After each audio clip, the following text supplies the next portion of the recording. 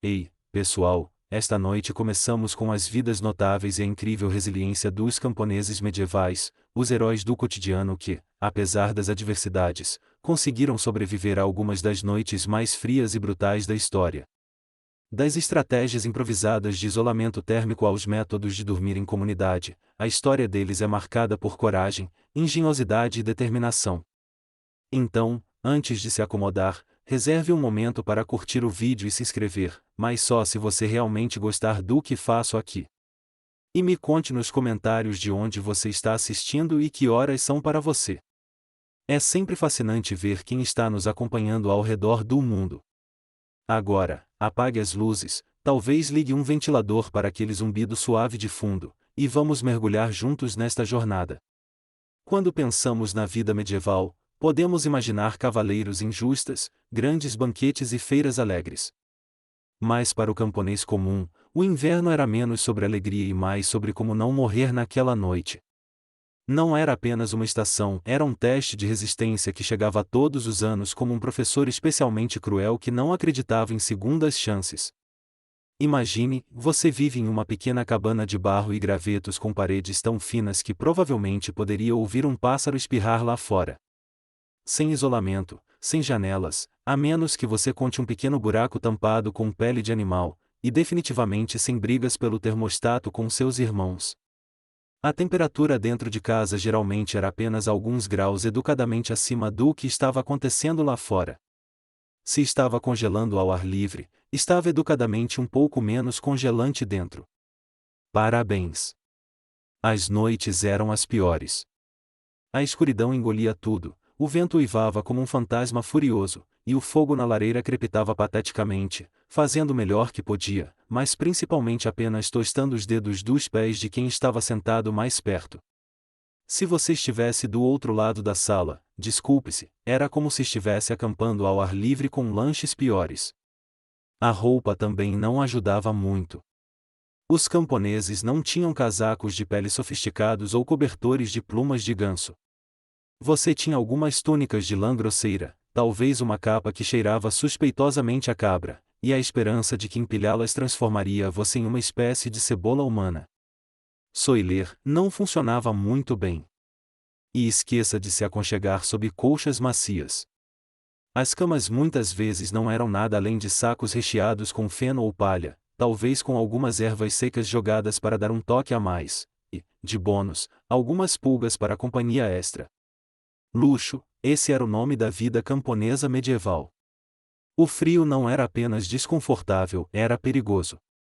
Congelamento, hipotermia e simplesmente morrer de frio eram riscos constantes, especialmente para crianças pequenas e idosos.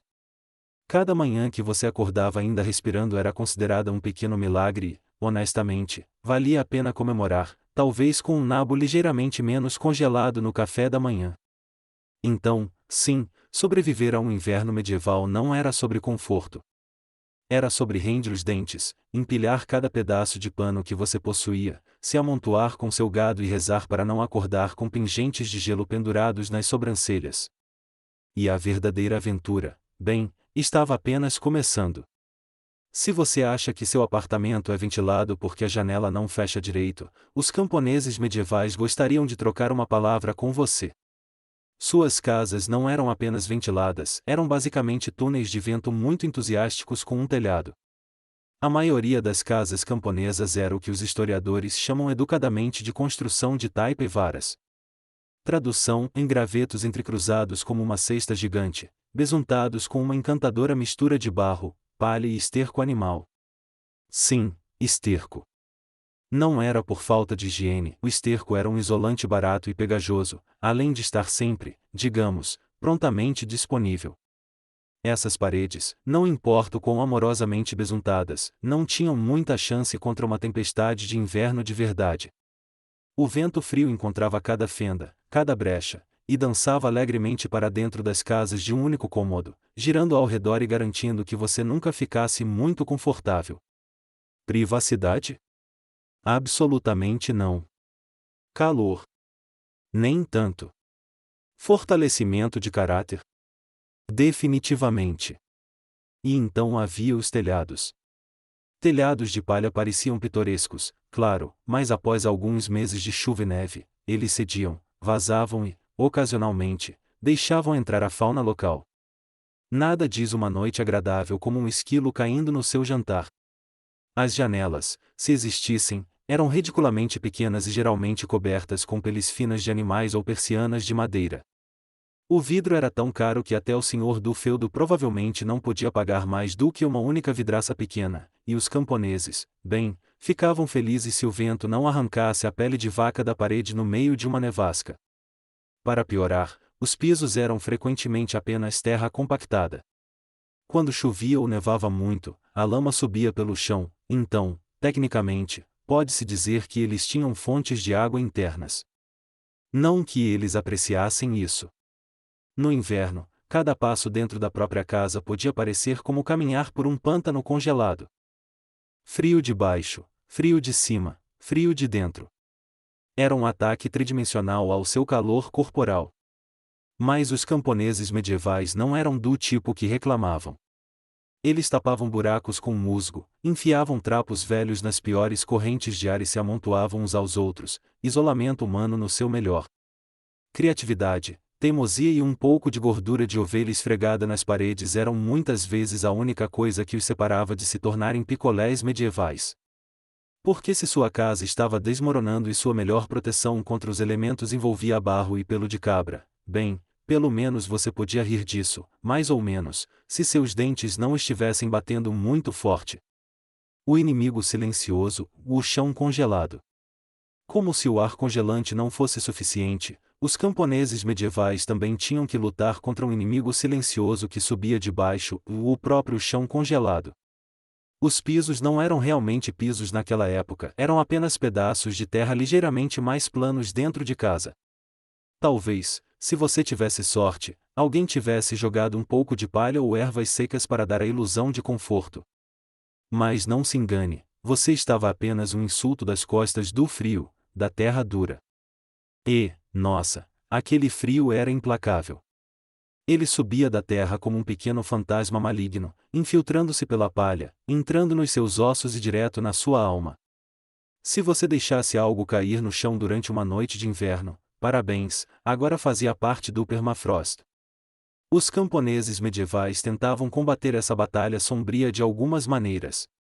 Um método era espalhar grossas camadas de palha pelo chão, se você pudesse pagar por isso, ou, mais realisticamente, se pudesse roubar o suficiente do campo do vizinho sem ser pego. Você poderia ter uma barreira isolante decente, mas a palha achatava rápido, ficava mofada ainda mais rápido e adicionava uma trilha sonora crocante às suas noites já miseráveis. Algumas casas colocavam juncos secos na terra em vez disso. De vez em quando, jogavam juncos frescos por cima sem limpar os antigos. Com o tempo, isso criava um fascinante ecossistema de plantas em decomposição, pulgas e quaisquer criaturas misteriosas decidissem se mudar. Era basicamente um acolchoamento de carpete medieval, se seu carpete estivesse vivo, ligeiramente úmido e cheirasse a cachorro molhado. As camas, para aqueles que as tinham, não resolviam muito.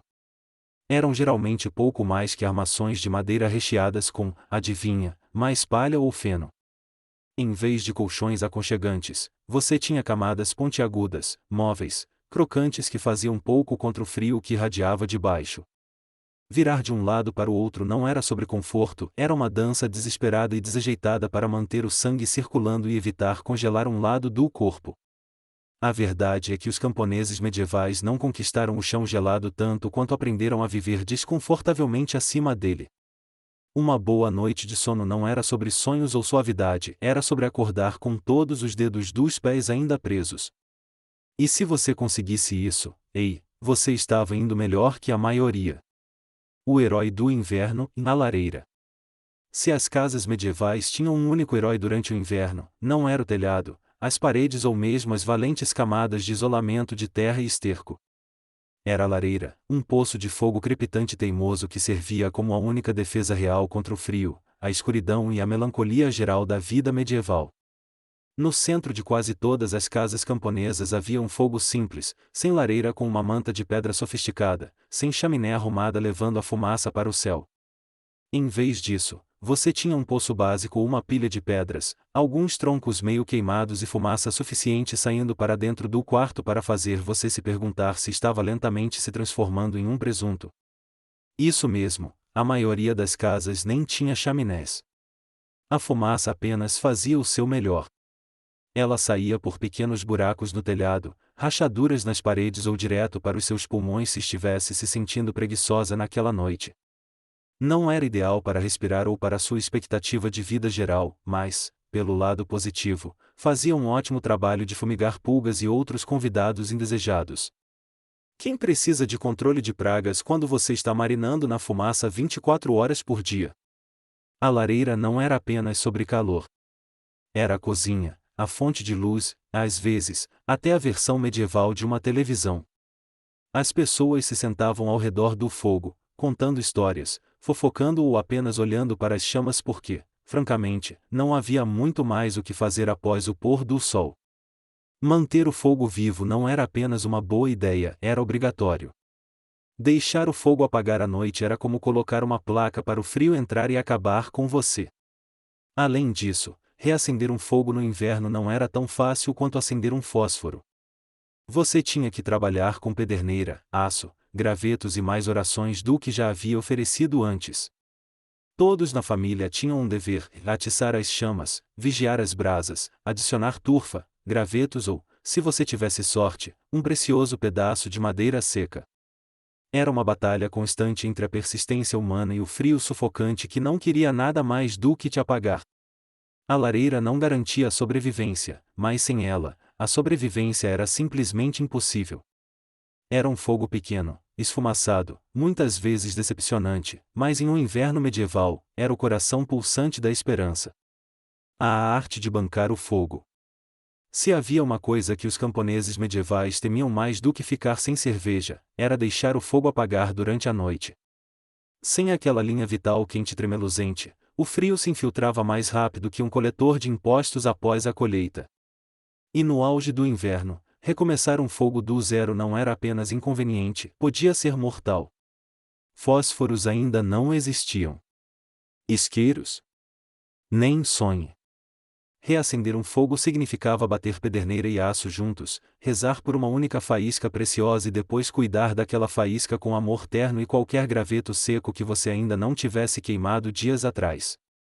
Imagine tentar fazer tudo isso no escuro congelante, meio dormindo, com dedos congelados. Agora adicione um lobo faminto uivando ao longe para motivação extra. Então, os camponeses foram espertos. Eles bancavam o fogo.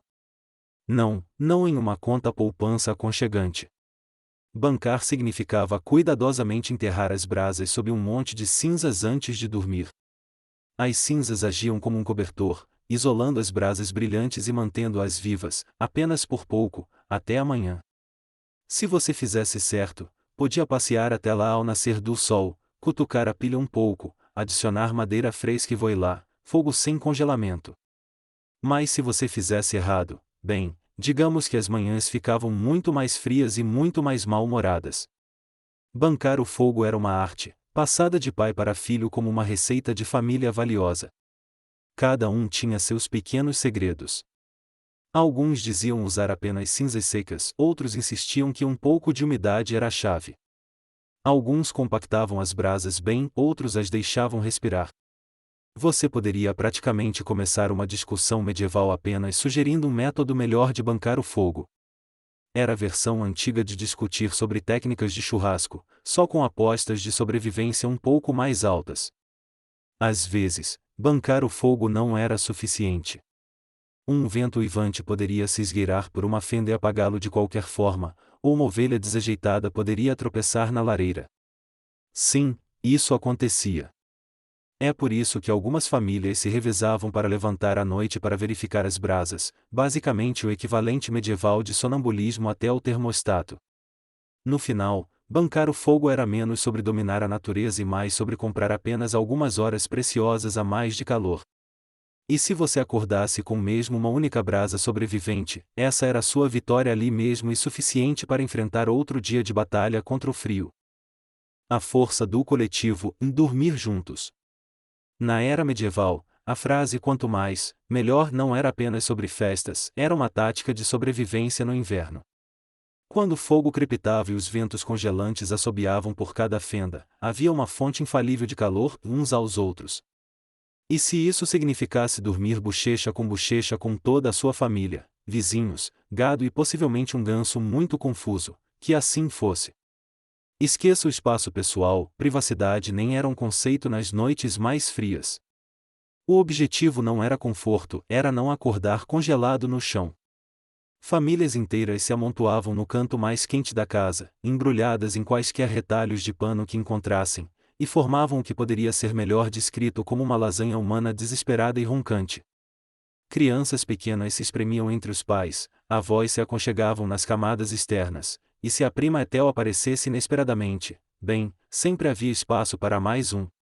Se você tivesse sorte, conseguia dormir no meio, onde o calor corporal irradiava de todos os lados.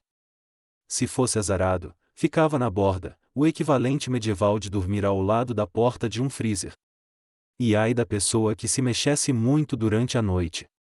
Você se mexe uma vez para ficar confortável, e de repente você empurrou a tia Malde para a corrente de ar congelante perto da parede. Parabéns, você agora é o vilão da família. Às vezes, até a cama era compartilhada, um colchão de palha comunitário que achatava lentamente sob o peso noturno de várias gerações. E como a higiene não estava exatamente ganhando prêmios naquela época, digamos apenas que não era o arranjo de dormir mais perfumado. Mas, ei, quando é você contra o congelamento, você para de ser exigente. O calor corporal não era apenas agradável, era estratégico. Alguns guias medievais até recomendavam deliberadamente organizar as pessoas mais fortes e quentes nas extremidades do grupo, como escudos humanos contra o frio. Bebês e idosos frágeis eram colocados bem no centro, tratados como os preciosos geradores de calor que eram. Isso não era apenas sobre sobrevivência, no entanto. Com o tempo, tornou-se parte da vida diária, parte do vínculo familiar. Noites longas de inverno amontoados juntos levavam a contar histórias, cantar e, sem dúvida, algumas conversas muito interessantes abafadas sob um cobertor de lã compartilhado. Então, da próxima vez que seu irmão roubar seu cobertor ou seu cachorro ocupar a cama, apenas lembre-se, pelo menos você não está lutando por espaço de cotovelo entre um tio roncador e uma cabra particularmente crítica. Compartilhando o espaço com o gado. Se você achava que colegas de quarto modernos eram um desafio, os camponeses medievais gostariam de apresentar seus companheiros de casa no inverno, vacas, cabras, porcos, galinhas, basicamente qualquer coisa com pulso e um pouco de calor corporal. Trazer animais para dentro não era apenas uma tradição peculiar da vila, era vital para a sobrevivência.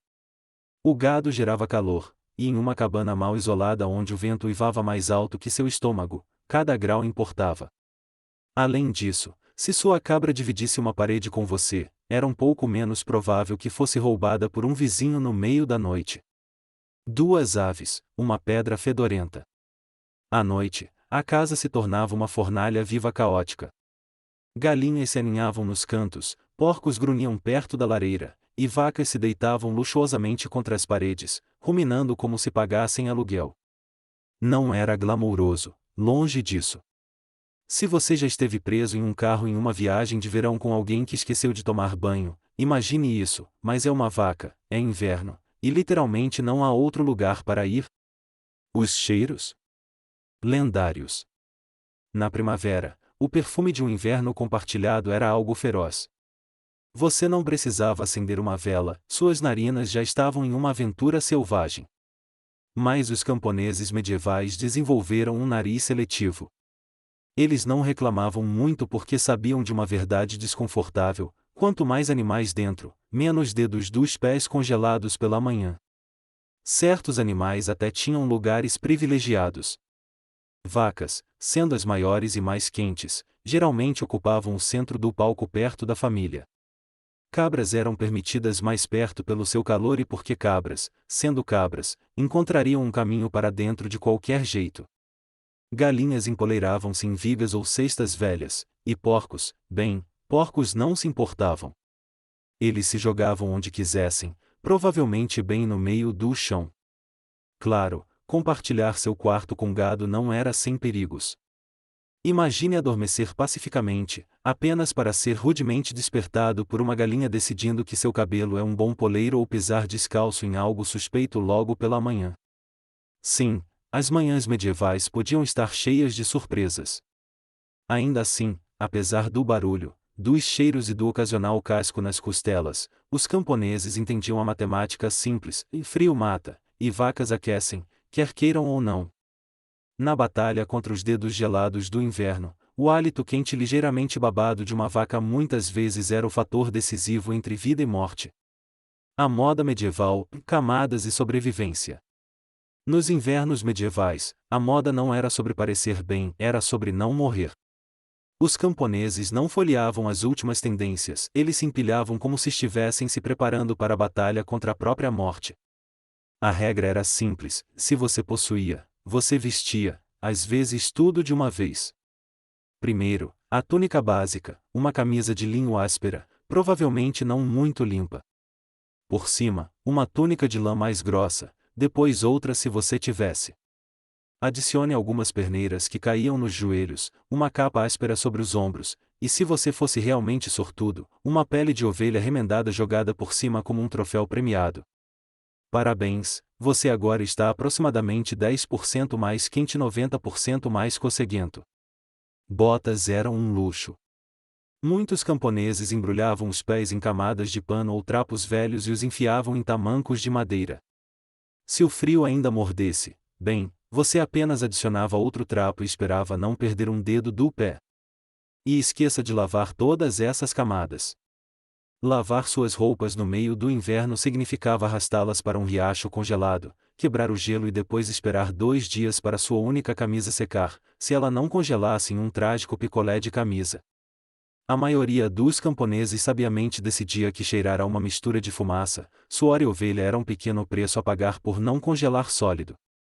Curiosamente, o acúmulo de sujeira e gordura tinha uma característica bônus: isolamento. Aquela camada encardida prendia o calor corporal. Era como uma jaqueta Gore-Tex medieval, só que mais fedida e muito menos aceitável socialmente hoje. Chapéus, cachecóis e luvas eram tesouros valorizados. Um simples gorro de lã podia significar a diferença entre sobreviver à noite ou acordar com o cabelo congelado na parede. As luvas muitas vezes eram feitas em casa com quaisquer restos de couro ou tecido que as pessoas conseguissem juntar, às vezes parecendo mais tristes figurinos de marionetes do que algo elegante. As crianças eram especialmente embrulhadas até parecerem nabos recheados, bamboleando desajeitadamente pela casa. O objetivo era capturar o máximo de calor corporal precioso possível. Estilo? Elegância? Nunca ouvi falar. O calor era o verdadeiro destaque medieval. Então, da próxima vez que você reclamar de se agasalhar para um dia frio, apenas lembre-se: os camponeses medievais andavam por aí usando metade do guarda-roupa de uma vez, parecendo sacos de lavanderia disformes e se considerando sortudos por isso. Sujeira como armadura térmica. No manual do camponês medieval, a sujeira não era algo que você esfregava, era praticamente uma ferramenta de sobrevivência. Acontece que ficar encardido não era um sinal de que você desistiu da vida, era tático, estratégico, ousamos dizer genial.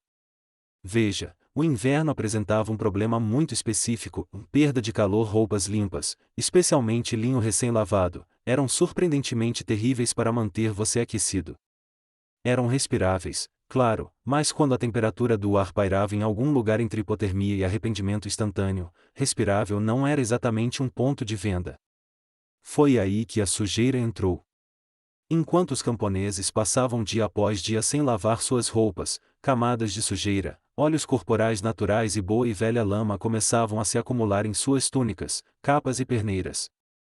Com o tempo, essa armadura natural entupia os pequenos espaços no tecido, tornando as roupas mais resistentes ao vento. Era como uma impermeabilização medieval, só que mais fedorenta. Claro, você cheirava como uma cabra que perdeu uma aposta, mas adivinha? Você estava quente. Na verdade, alguns medievais acreditavam que se lavar demais no inverno poderia realmente te deixar doente. Melhor manter aquela barreira protetora de sujeira santa intacta.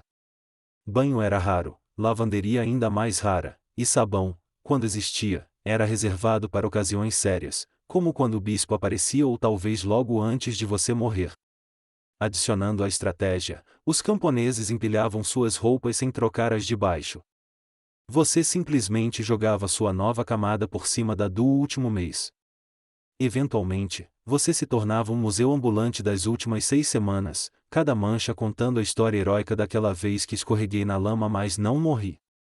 Para observadores externos, os camponeses medievais podiam parecer e cheirar como se tivessem desistido completamente da higiene, mas os camponeses sabiam melhor.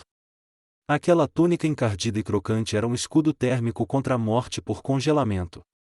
Não era glamouroso, mas também não era congelar até a morte porque você queria cheirar a flores.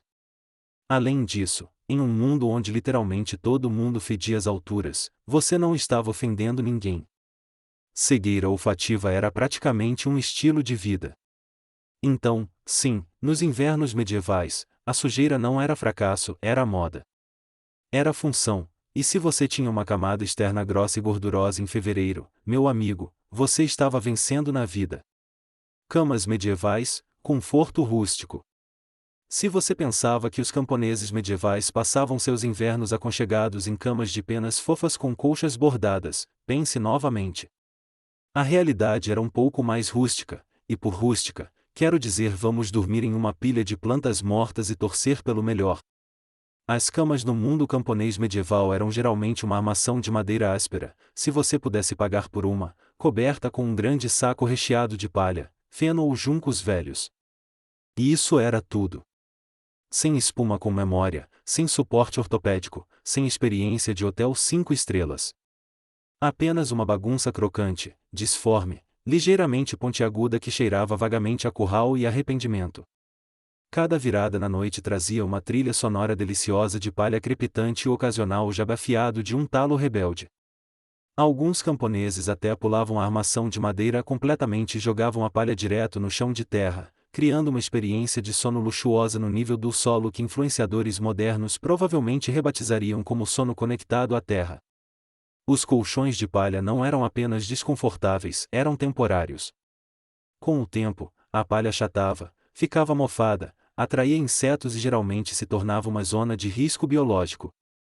Trocar a palha era um grande evento, geralmente feito algumas vezes por ano se você fosse diligente ou sempre que sua cama começasse a se mover ativamente sem sua permissão. Juncos eram uma alternativa popular. Essas ervas longas eram espalhadas grossas no chão, às vezes misturadas com ervas como lavanda ou alecrim para mascarar o odor esmagador, aroma de gado da vida diária. Juncos frescos cheiravam adorável por cerca de um dia. Depois disso, tornavam-se parte da paisagem lamacenta e pisoteada dentro da casa, misturando-se perfeitamente com sujeira, restos de comida e qualquer outra coisa que vagasse para dentro. E não vamos esquecer os companheiros de cama. Pulgas, piolhos e outras criaturas encantadoras amavam a cama de palha quase tanto quanto os camponeses. Se você acordava se coçando mais do que dormia, parabéns, você estava vivendo a autêntica experiência medieval. Apesar das dificuldades, essas camas humildes eram salva-vidas. Pilhas de palha forneciam uma camada isolante crucial contra a terra congelada, e se amontoar em cima delas criava bolsos de calor corporal compartilhado. Aquecimento central medieval no seu melhor. Então, da próxima vez que você se afundar em seu colchão macio e confortável, apenas lembre-se, em algum lugar por aí, um camponês medieval está olhando para você da história, sorrindo com uma boca cheia de dentes faltando e dizendo, deve ser bom. Selando as fendas, na batalha contra as correntes de ar. Quando você vive em uma casa feita de gravetos, barro e otimismo, rapidamente aprende que as brisas de inverno não são apenas um incômodo, são ataques pessoais. Os camponeses medievais não lutavam apenas contra o frio do lado de fora, eles lutavam contra ele dentro de suas próprias casas, armados com nada além do que podiam enfiar nas fendas, e acredite, havia muitas fendas. Paredes empenavam, barro desmoronava, palha cedia. O frio parecia encontrar novos lugares para se esgueirar todas as noites, como um poltergeist travesso com rancor. Selar a casa tornou-se uma forma de arte. Os camponeses enchiam buracos com musgo, palha, retalhos de pano velho, feixes de erva seca e, às vezes, até pelo de animal. Se fosse macio, esponjoso ou vagamente isolante, era enfiado em um buraco em algum lugar. Algumas almas particularmente determinadas espalhavam camadas extras de barro e esterco sobre o exterior de suas paredes como um projeto anual de inverno. Imagine estar lá no tempo congelante, batendo esterco frio na sua própria casa enquanto murmurava: "Isso está bem, isso é luxo." Porque, de certa forma, era. Vazamentos no telhado eram outro campo de batalha. A palha, embora barata e abundante, não era exatamente a prova d'água, especialmente após algumas temporadas de chuva e neve. Os camponeses tapavam buracos no telhado com pedaços sobressalentes de pano, feixes de juncos ou, em momentos de verdadeira desesperança, pedaços de relva roubados do campo mais próximo. Cada casa eventualmente começava a parecer uma colcha de retalhos um pouco triste feita por alguém que desistiu na metade do caminho. Portas. Janelas. Se você as tivesse, tinha sorte, mas mesmo assim, eram pouco mais que pranchas de madeira penduradas por pregos de ferro e pura teimosia. Buracos de janela eram frequentemente cobertos com peles de animais ou pano grosso embebido em gordura animal para bloquear as piores correntes de ar e adicionar um aroma bônus de carne misteriosa ao espaço de convivência. Cada noite era uma batalha entre a engenhosidade humana e o frio implacável e sorrateiro. Um minuto você estava quente, no próximo, uma rajada repentina encontrava o único ponto que você perdeu, acordando você como uma mão gelada do destino. Ainda assim, de alguma forma, através da inteligência, teimosia e uma recusa em aceitar levemente congelado como um estado permanente de ser, os camponeses medievais remendavam, enchiam e se viravam pelos piores invernos que a natureza podia jogar contra eles, uma mão cheia de barro de cada vez. Dormindo em turnos e a estratégia militar do sono. Quando o frio morde forte o suficiente para mantê-lo acordado à noite, os camponeses medievais tinham uma solução e nem tente fingir que todos estão dormindo ao mesmo tempo. Em vez disso, eles desenvolveram uma estratégia de sobrevivência que hoje faria qualquer comandante militar se orgulhar e dormir em turnos. Não era algum sistema grandioso e organizado com apitos e chamadas.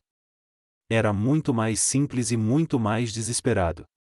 Metade da casa ficava acordada, cuidando do fogo e tapando correntes de ar perdidas, enquanto a outra metade se encolhia sob cobertores puídos e palha, tentando pegar algumas preciosas horas de sono meio congelado. O fogo precisava de atenção constante. Deixado sozinho, ele apagaria, e recomeçar, lembre-se, era tão fácil quanto fazer um burro teimoso dançar. Então, alguém tinha que estar na patrulha das brasas. E como ninguém queria se levantar uma vez que finalmente estava meio quente, as famílias faziam turnos. Você cochilava por algumas horas, era acordado com uma cotovelada, então tropeçava até a lareira para cutucar, mexer e xingar o fogo de volta à vida enquanto tentava não pisar em uma cabra. O rodízio não era glamouroso. Não havia óculos de visão noturna, lanches noturnos e certamente nenhum botão de soneca de 5 minutos a mais. Apenas juntas rígidas, pálpebras pesadas e um crescente ressentimento contra quem roncava mais alto durante seu turno. Crianças grandes o suficiente para segurar um graveto eram convocadas ao serviço, aprendendo cedo que no inverno, todos puxavam seu peso ou congelavam tentando.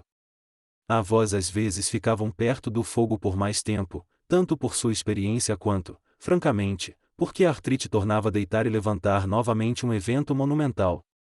E quando era sua vez de dormir, boa sorte. Com pessoas se movendo, animais farfalhando, vento batendo nas paredes e a ocasional cotovelada afiada de um irmão que acidentalmente rolava com força demais, conseguir um descanso de qualidade era um milagre. Ainda assim, apesar do esgotamento, o sistema funcionava. Dormir em turnos significava que sempre havia um par de olhos e mãos frias e relutantes prontos para manter a lareira viva. As brasas sobreviviam, e, por extensão, a família também. Então, da próxima vez que você resmungar por acordar para ajustar o termostato ou deixar o gato sair, pense no camponês medieval semicerrando os olhos em um fogo fumegante às 3 da manhã, perguntando-se se os dedos dos pés eram realmente tão importantes assim. A arte de respirar para sobreviver. Você sabe que está frio quando tem que pensar em como respira apenas para ficar vivo. Os camponeses medievais não lutavam apenas contra o ar congelante com capas, fogos e arranjos criativos de sono, eles até ajustavam a maneira como inalavam e exalavam para sobreviver à noite. O problema era simples: respirar fundo, com a boca aberta, puxava o ar gelado direto para os pulmões. Em um mundo onde a pneumonia podia te matar mais rápido do que você podia dizer Ave Maria, esse era um risco que ninguém queria correr. Então, os camponeses aprenderam a arte do que você poderia chamar de respiração de sobrevivência. Em vez de sugar grandes goles de ar como se tivessem acabado de correr uma maratona, eles mantinham a respiração rasa, lenta e, mais importante, pelo nariz. A ideia era aquecer suavemente o ar que entrava antes que ele atingisse os pulmões. Não era perfeito, mas era melhor do que tossir até a morte em fevereiro. Se você acidentalmente tomasse um grande gole de ar frio, parabéns, você acabou de comprar um ingresso para uma semana tossindo pedaços do que parecia sua alma, sem médicos à vista e a vovó te tratando com chá quente de cebola e orações firmes. Algumas pessoas até cobriam partes de suas capas, xales ou trapos sobre o rosto enquanto dormiam, criando uma barreira improvisada de aquecimento de respiração. Claro, isso também significava que você acabava com um pedaço de tecido úmido e ligeiramente encharcado grudado na boca pela manhã, mas, ei, era melhor do que congelar por dentro. As crianças aprendiam esses truques cedo. Os pais repreendiam os pequenos por ofegar como cachorros dentro de casa durante os meses frios. E, honestamente, entre aulas rigorosas de respiração, camadas de lã cosseguentas e dormir ao lado de uma cabra agressivamente gasosa, os invernos da infância medieval eram de fortalecimento de caráter em um nível completamente diferente. À noite, enfiados na cama de palha sob pilhas de capas e ao lado de uma vaca suavemente fumegante, a respiração tornava-se uma forma de arte, lenta, constante, só pelo nariz e o mais mínima possível. Como uma versão sombria medieval de um retiro de yoga, só que com mais congelamento e menos citações inspiradoras. No grande livro de sobrevivência, não era a estratégia mais chamativa, mas funcionava. Uma respiração rasa de cada vez, os camponeses suportavam mais uma noite na longa e implacável guerra contra o inverno. O poder de um estômago cheio. Na batalha interminável contra o inverno medieval, os camponeses descobriram uma arma secreta improvável, um estômago cheio. Acontece que uma das melhores maneiras de combater o frio não era outra capa de lã áspera, era se empanturrar com algo substancioso e pesado antes de dormir. Calorias significavam calor. Quanto mais seu corpo tivesse que digerir, mais ele se aquecia, fazendo o trabalho. É termodinâmica medieval básica, como uma refeição pesada, gere calor interno e, talvez, apenas talvez, sobreviva até amanhã sem se transformar em um picolé em forma de camponês.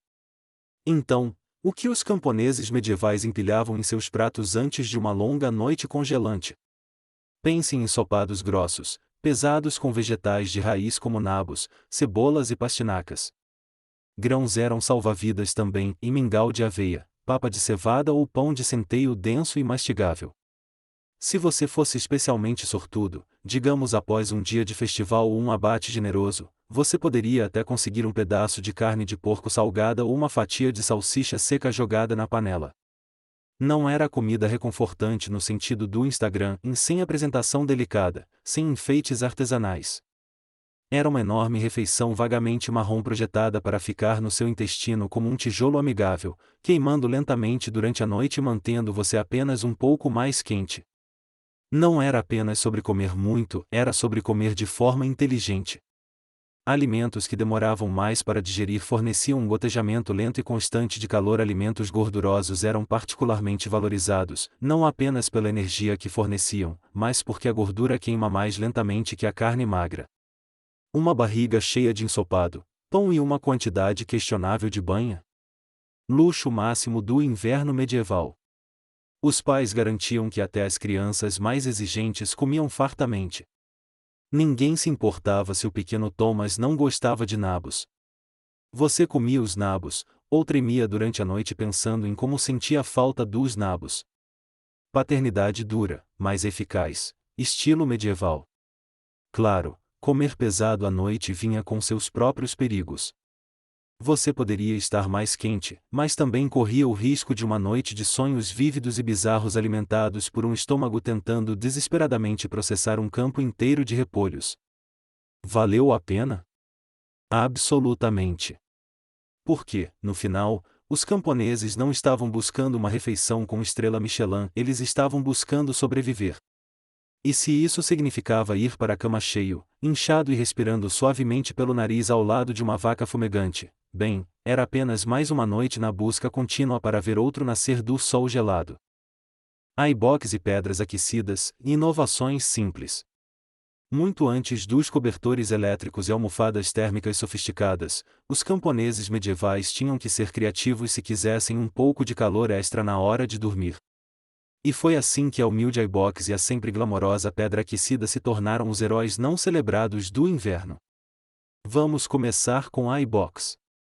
Parece rústico, e absolutamente era, mas a ideia era puro gênio.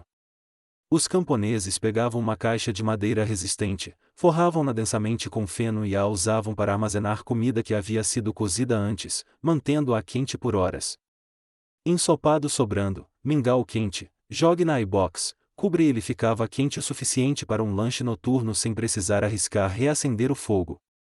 Panelas lentas medievais, basicamente. Mas os camponeses não pararam na comida.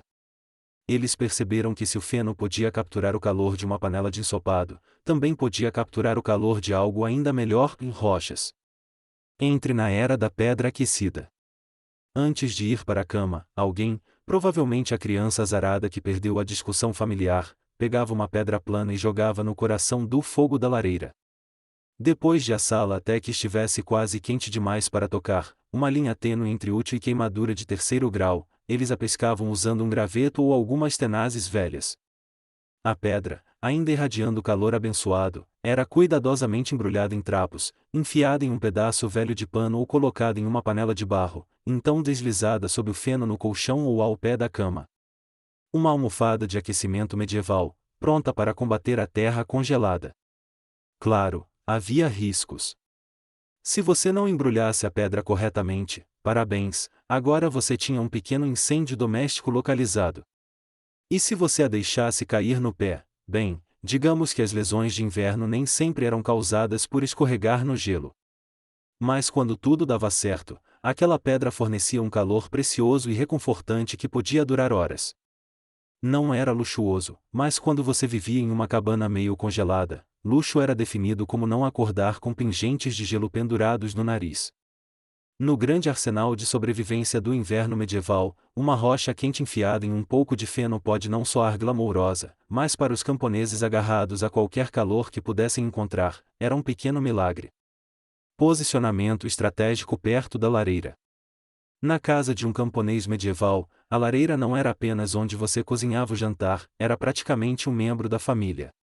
Um membro da família temperamental, esfumaçado, às vezes não cooperativo, claro, mas ainda assim absolutamente essencial para a sobrevivência, especialmente quando chegava a hora de dormir.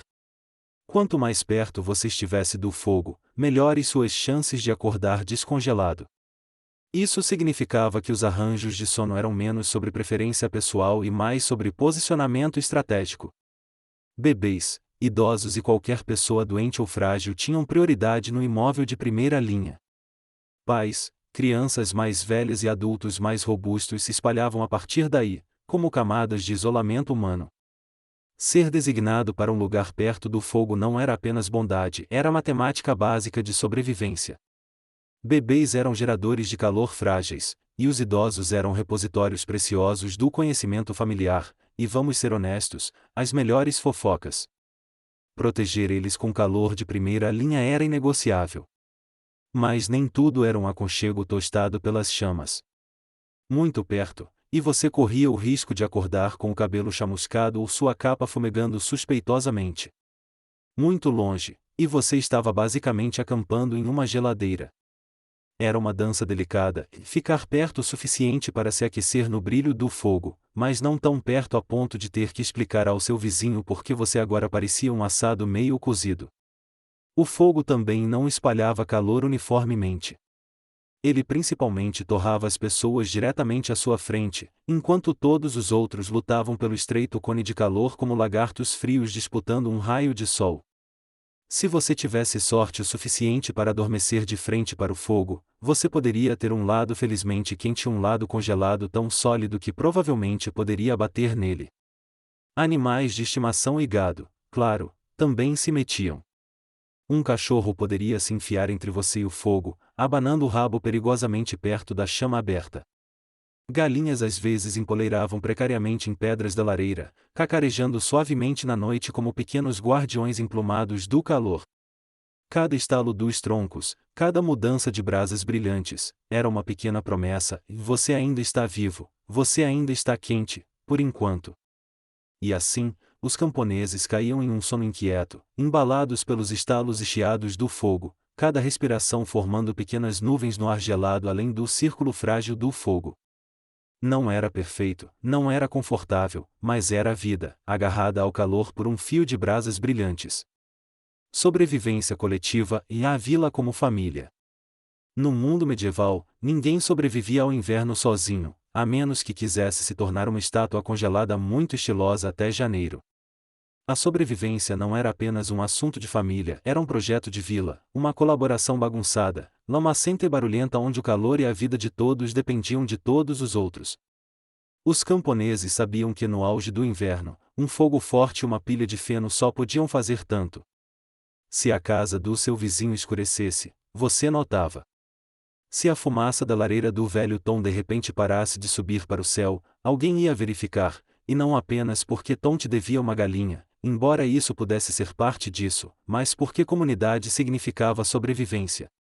As vilas tinham vigilantes de inverno não oficiais, muitas vezes os jovens ou os idosos que não podiam trabalhar nos campos, mas podiam ficar de olho em quem estava tossindo muito, quem não aparecia para negociar no mercado há alguns dias, ou cuja casa parecia um pouco quieta demais na geada matinal.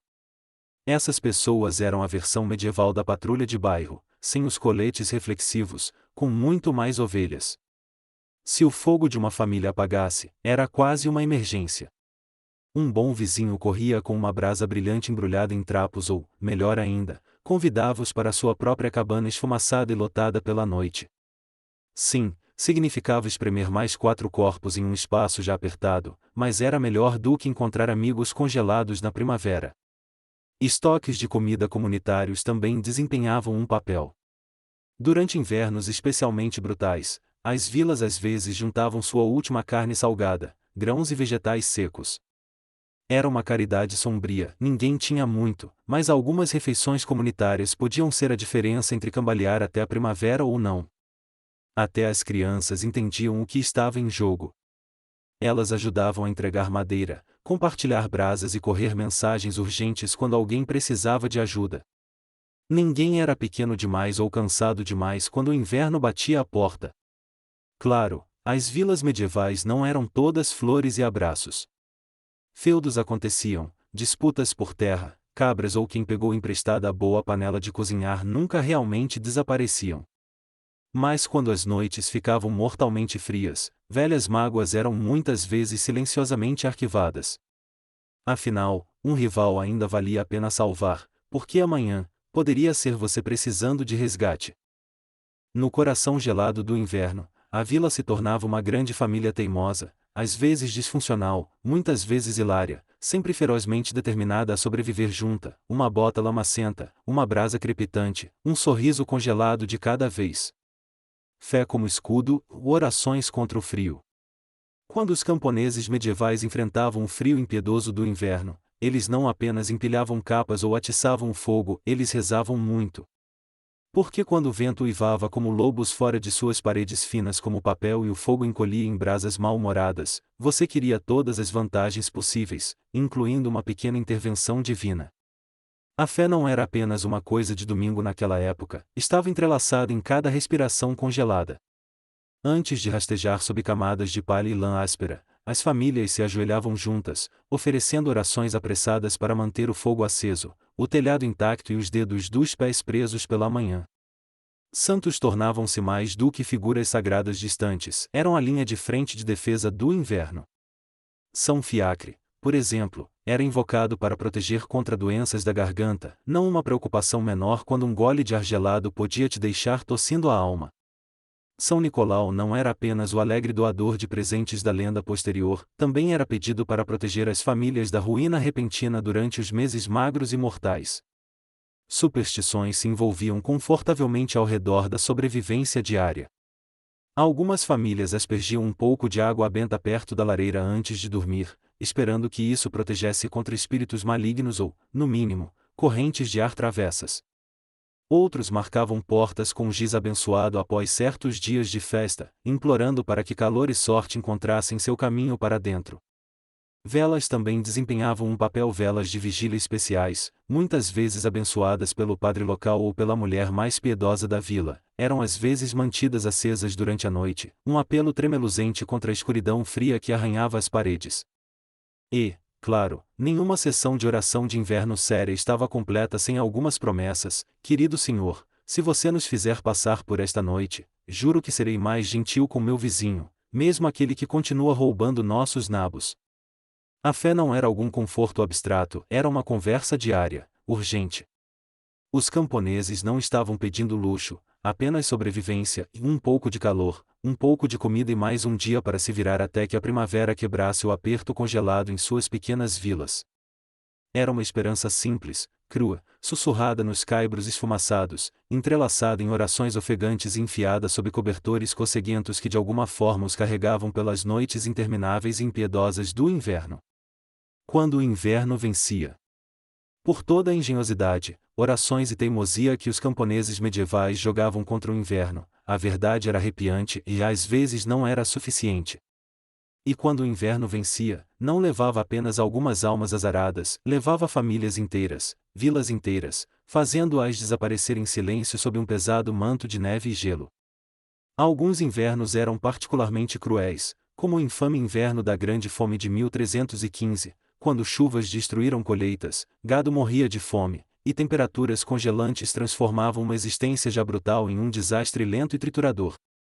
As pessoas estavam tão desesperadas que histórias sussurravam de comer couro de sapato, casca de árvore e, nos casos mais horripilantes, uns aos outros. Falhar em manter o fogo vivo não era apenas um inconveniente, muitas vezes era uma sentença de morte. Sem o calor escasso da lareira, as famílias se amontoavam juntas pela última vez. Vizinhos às vezes tropeçavam em famílias inteiras na primavera, corpos ainda presos em um abraço congelado uns dos outros, como se tentassem compartilhar apenas um pouco mais de calor até o fim. As casas em si podiam desabar sob o peso da neve pesada ou tempestades de gelo devastadoras. Um telhado cedendo no meio de uma noite congelada não era apenas catastrófico, era frequentemente fatal. Arrastar-se pela neve até a cintura para implorar abrigo aos vizinhos também não era garantia, especialmente se esses vizinhos já estivessem no limite. A doença amava o frio também. A fome enfraquecia o corpo, e casas apertadas e esfumaçadas tornavam-se criadouros para pneumonia, bronquite e outras infecções mortais. Uma simples tosse em dezembro podia facilmente se tornar um funeral em janeiro. E então havia o horror silencioso e congelamento. Dedos dos pés, até orelhas enegreciam e morriam ainda presos aos seus donos. Alguns aldeões sobreviviam aos invernos ao custo de seus membros, uma insígnia sombria de honra que dizia: eu passei por isso, mas o inverno levou um pedaço de mim. Ainda assim, o que é mais assombroso não é apenas a morte, é a normalidade assustadora dela. As pessoas aceitavam que a cada inverno, alguns entre eles não veriam o degelo. A morte não era inesperada, era apenas outro vizinho na porta, envolto em geada, esperando sua vez.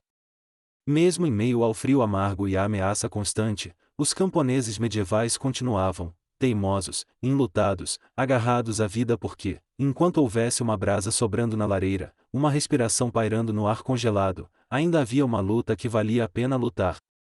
O legado dos camponeses e resiliência eterna.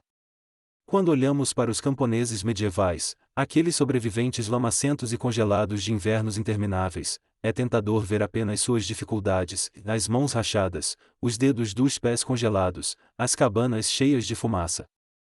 Mas enterrado sob todo esse sofrimento há algo muito mais poderoso, um legado de engenhosidade crua e teimosa e resistência inquebrável.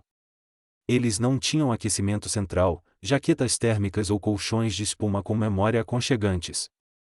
Eles nem tinham o luxo de presumir que sobreviveriam até a primavera. Mas o que eles tinham, e o que deixaram para trás, era um modelo para a resiliência. Cada colchão recheado de feno, cada fogo bancado à mão, cada fenda na parede tampada com musgo era um testemunho da criatividade humana sob pressão. Confrontados com probabilidades impossíveis, eles não desmoronaram em desespero, eles se adaptaram. Aprenderam com a terra, uns com os outros e com as amargas lições esculpidas por cada inverno brutal. Suas comunidades eram construídas em mais do que terras compartilhadas, eram construídas em sobrevivência compartilhada. Eles ensinavam uns aos outros a cuidar dos doentes, a juntar recursos quando a comida escasseava, a confiar que ajudar um vizinho congelado hoje significava que alguém poderia te ajudar amanhã. Eles viviam pela compreensão de que ninguém vence o inverno sozinho. Sua fé, também, era uma forma de resistência. Eles entrelaçavam orações em suas vidas diárias, não apenas por medo, mas por esperança, uma esperança frágil e teimosa de que amanhã poderia ser um pouco mais quente, um pouco mais brilhante. Esperança de que, após 100 noites escuras, a primavera viria novamente, e a vida encontraria um caminho para brotar do solo congelado. E, de alguma forma, isso aconteceu, por causa de seus sacrifícios, por causa de suas vitórias sem glamour, sobrevivendo mais uma noite, mais uma tempestade. Gerações futuras prosperaram, pouco a pouco congelado. Eles impulsionaram a humanidade para a frente, suportando invernos que seus ancestrais mal conseguiam sobreviver, até que calor e conforto se tornassem expectativas comuns em vez de sonhos distantes. Seu sangue, suor e engenhosidade estão costurados invisivelmente nas vidas que vivemos agora. Cada cobertor aconchegante, cada casa quente, cada noite de inverno preguiçosa passada tomando chá sob luzes suaves, tudo isso é o resultado final de incontáveis camponeses medievais recusando-se a ceder ao frio. Então, da próxima vez que o vento uivar fora da sua janela de vidro duplo, talvez pense neles, os destemidos sem nome que transformaram a sobrevivência trêmula em um legado vivo, uma brasa, uma respiração, uma batida de coração teimosa de cada vez. Anne Boleyn, um começo humilde. Anne Boleyn não veio ao mundo com uma coroa na cabeça ou exércitos aos seus pés. Nascida por volta de 1501, provavelmente em Blickling Hall ou no castelo de Ever, ela era filha de Thomas Boleyn, um diplomata ambicioso, e Elizabeth Howard, uma nobre com laços familiares poderosos. No grande esquema da sociedade Tudor, o nascimento de Anne mal causou um impacto. No entanto, dessas origens modestas, algo extraordinário estava tomando raiz, uma vida que um dia inclinaria o curso da história inglesa. Desde cedo, Anne se destacava, não pela sua riqueza, mas pela sua mente. Ela era inteligente, espirituosa e, segundo todos os relatos, magnética. Reconhecendo seu potencial, sua família a enviou para o continente, onde sua educação realmente começou. Primeiro, ela serviu a Margarida da Áustria na corte brilhante dos Países Baixos, uma experiência que poucas garotas inglesas poderiam sonhar. Lá, Anne absorveu a arte da diplomacia, maneiras refinadas e a sutil dança da política europeia. Mas foi na França que o brilho de Anne foi verdadeiramente polido. Ela passou anos nas cortes sofisticadas da Rainha Claude e da Rainha Margarida de Navarra, aprendendo a linguagem da influência e elegância, flerte, inteligência. Enquanto outras jovens aperfeiçoavam seus bordados, Anne dominava a conversa, a intriga e a arte de comandar a atenção sem nunca parecer buscá-la. Quando retornou à Inglaterra no início dos anos 1520, Anne era algo raro, uma mulher que podia rivalizar com a sofisticação dos cortesãos continentais enquanto carregava a ambição de uma casa inglesa em ascensão. Ela não era uma beleza clássica, até seus admiradores admitiam isso, mas era cativante, olhos escuros que faiscavam com inteligência, uma voz rápida e musical, uma maneira de se mover que sugeria propósito apenas mal disfarçado sob camadas de graça cortês. Anne não apenas entrava em salas, ela mudava sua gravidade. Em uma época em que o destino de uma mulher era frequentemente selado pelo nascimento e pelo casamento, Anne recusava-se a deslizar silenciosamente para a obscuridade. Ela tinha visto o poder que charme e intelecto podiam exercer nas cortes estrangeiras, e pretendia usar esse conhecimento em casa. Anne Boleyn ainda era uma jovem então, inteligente, ambiciosa, não testada, mas a história já começava a se agitar ao seu redor. A garota que retornou à Inglaterra não era mais apenas a filha de Thomas Boleyn, ela era uma jogadora em um jogo maior, um que logo envolveria a própria coroa.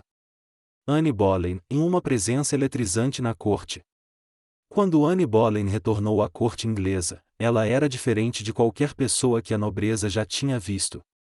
Em um mundo cheio de rosas inglesas de rosto pálido e modos modestos, Anne era uma tempestade, e elétrica, imprevisível, impossível de ignorar. Seu cabelo escuro, olhos ousados e inteligência rápida e afiada a destacavam das damas gentis e obedientes que preenchiam a corte do rei Henrique VIII.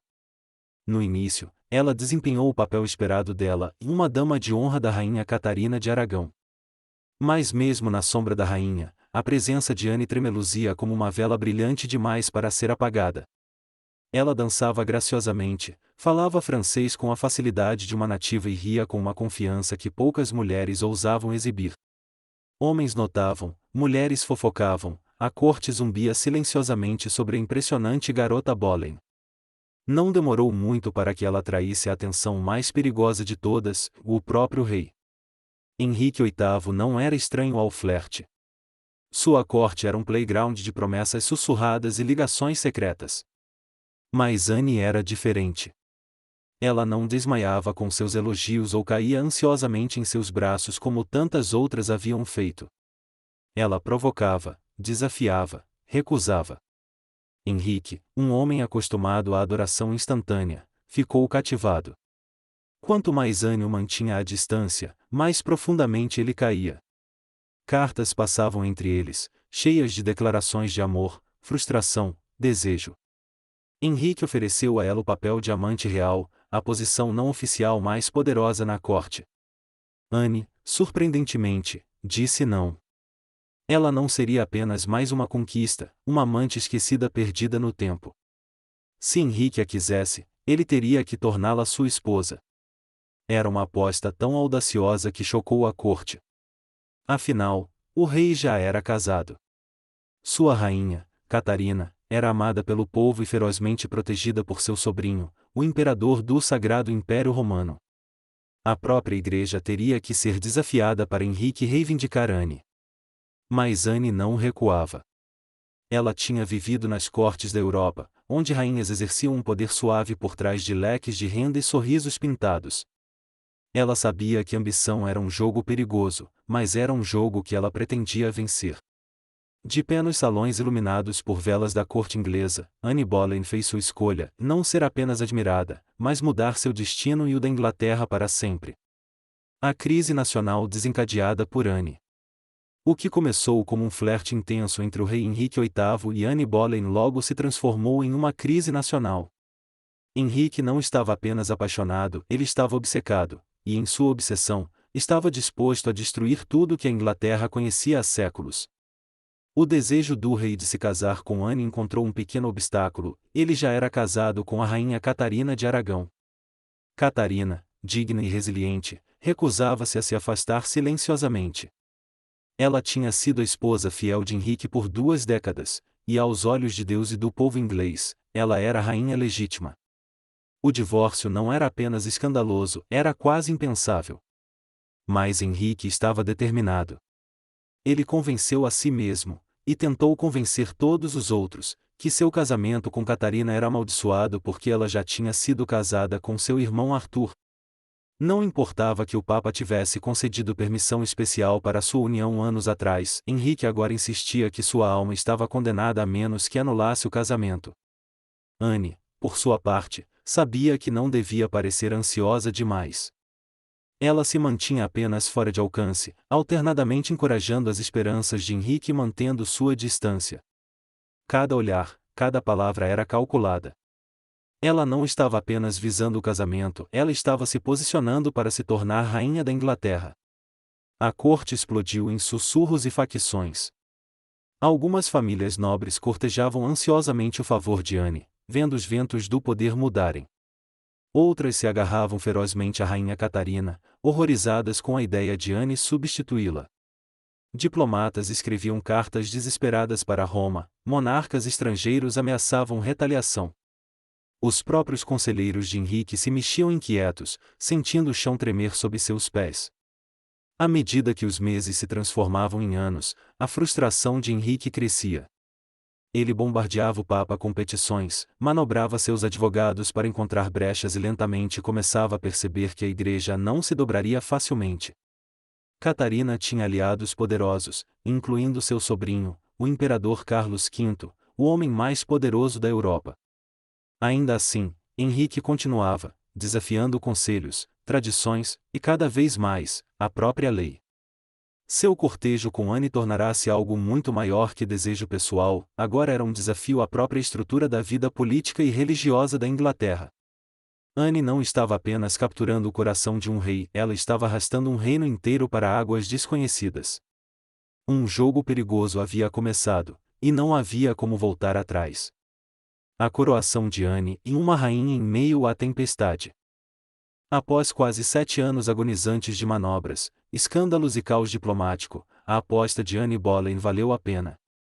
Em janeiro de 1533, ela se casou secretamente com Henrique VIII, um movimento ousado, considerando que ele ainda era tecnicamente casado com Catarina de Aragão aos olhos do Papa e de grande parte da Europa. Em junho, Anne foi coroada rainha da Inglaterra em uma cerimônia suntuosa na abadia de Westminster. Deveria ter sido o momento culminante de sua vida, mas a atmosfera estava longe de ser universalmente alegre. O povo de Londres assistia com olhos cansados, e alguns aplaudiam, outros murmuravam orações pela rainha Catarina, muitos se perguntavam se essa nova rainha com seus modos franceses e espírito ousado era uma bênção ou uma maldição. Anne entrou em seu reinado não como uma figura amada, mas como uma tempestade. Diferente de Catarina, que incorporava os valores tradicionais ingleses de humildade e piedade, Anne era deslumbrante, provocadora e politicamente astuta.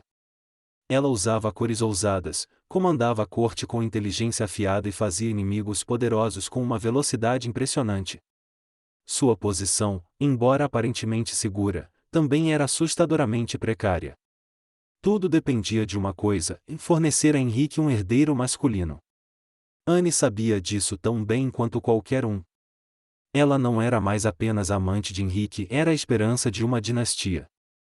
No início de sua gravidez, Anne e Henrique estavam exultantes, certos de que a criança seria um menino. Mas em setembro de 1533, Anne deu à luz uma menina, Elizabeth. Para o crédito de Anne, ela mascarou sua decepção esmagadora com graça, insistindo que o próximo filho certamente seria um menino. Henrique, no entanto, estava menos composto.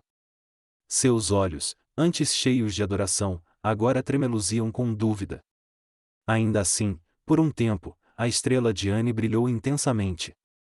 Ela remodelou a corte inglesa à sua imagem, elevando sua família a alturas sem precedentes e tornando-se a primeira rainha na história inglesa coroada com o óleo sagrado geralmente reservado para reis. Sua influência era vasta, e embaixadores estrangeiros buscavam seu favor, cortesãos reorganizavam alianças para estar em suas boas graças. O outrora obediente Henrique começou a mover a Inglaterra oficialmente para longe de Roma, criando a Igreja da Inglaterra com ele mesmo à frente, tudo para que a coroa de Anne não pudesse ser questionada. No entanto, mesmo em seu triunfo, nuvens escuras se reuniam. Amigos sussurravam às escondidas, rivais circulavam, esperando, e Henrique, volúvel e inquieto, já começava a olhar além da mulher brilhante que havia reescrito o reino para ele. Anne havia conquistado o trono, mas mantê-lo exigiria mais do que charme, ambição ou mesmo amor. A queda de Anne, pressão e inimigos. Anne Boleyn havia subido mais alto que quase qualquer mulher de seu tempo, mas quanto mais alto você sobe, mais dura é a queda. Quase desde o momento em que colocou a coroa na cabeça, as rachaduras em seu mundo começaram a aparecer. No cerne das lutas de Anne estava a pressão para produzir um herdeiro masculino. Sua primeira filha, Elizabeth, embora brilhante e saudável, não era o filho que Henrique VIII havia pendurado suas esperanças dinásticas, e o relógio estava correndo. Anne sofreu múltiplas gravidezes em rápida sucessão, mas o sofrimento seguia, e abortos que a deixavam fisicamente enfraquecida e emocionalmente abalada. Cada criança perdida lascava a fundação que ela havia construído. Henrique, antes apaixonadamente devotado, começou a se afastar, sua decepção criando rifes entre eles. Anne, nunca uma para sofrer em silêncio, discutia, exigia, lutava para manter seu lugar. Mas Henrique, um homem que valorizava a obediência tanto quanto a beleza, cansava-se de sua agudeza, sua ousadia, o mesmo fogo que antes o atraíra. Fora dos aposentos reais, inimigos se reuniam como lobos. Muitos nobres que haviam tolerado a ascensão de Anne com dentes cerrados agora conspiravam abertamente por sua queda. Os apoiadores de Catarina de Aragão nunca perdoaram Anne pelo que viam como roubo e sacrilégio. Até os plebeus sussurravam contra ela, chamando-a de grande prostituta, culpando-a pelo cisma com Roma e pelas mudanças pesadas que seguiram. E então veio Jane Seymour, quieta, recatada, tudo que Anne não era. Jane capturou a atenção errante de Henrique justamente quando a influência de Anne começava a diminuir. Onde Anne o deslumbrara com brilho e desafio, Jane oferecia a conformidade reconfortante. Era uma mudança perigosa, e Anne, perspicaz como sempre, via isso acontecendo. Ela tentou recuperar sua posição, prodigando atenção em Henrique, prometendo mais filhos, implorando por paciência. Mas o rei, sempre volúvel, já começava a imaginar a vida sem a mulher por quem ele uma vez rasgara um reino. Os inimigos políticos de Anne, incluindo Thomas Cromwell, antes seu aliado, sentiram a maré mudando. Eles começaram a preparar o terreno para uma campanha de destruição, silenciosamente reunindo acusações, rumores e testemunhas. A mulher que havia jogado o perigoso jogo da ambição tão magistralmente agora estava perdendo terreno. Anne havia conquistado sua coroa através de astúcia e coragem, mas no mundo brutal e imutável da corte de Henrique, vitórias passadas significavam pouco. Apenas sucesso fresco importava, e os inimigos de Anne estavam afiando suas facas. A traição contra Anne Boleyn. Os inimigos de Anne Boleyn não a atacaram com exércitos ou espadas, eles vieram com sussurros, segredos e mentiras cuidadosamente afiadas. Nos bastidores da corte, a traição estava fermentando e silenciosa, paciente, mortal. Thomas Cromwell, antes o maior aliado de Anne na reforma inglesa, virou-se contra ela. Sua aliança havia sido construída sobre ambição mútua, mas agora seus interesses colidiam.